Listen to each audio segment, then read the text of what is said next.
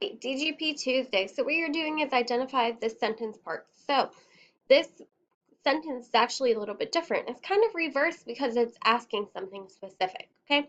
So still go through like you know how to do it. First, identify your subject, who or what the sentence is about, and then your simple subject, who it's mainly about. Okay. Then you're going through and you're identifying your simple predicate. Your simple predicate is always going to be your verb. Okay, then you decide if that verb is transitive or intransitive, and how do you know? Well, a transitive verb is an action, an intransitive verb is not an action.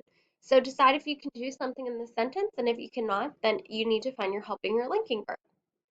Then decide your complete predicate. Okay, this is after your subject. Then to find direct objects, you ask the question what. So you should take your subject, your friends did what? What did they do after they, if you can answer the question what, then that's your direct object. Prepositional phrase, well, use what you did for Monday.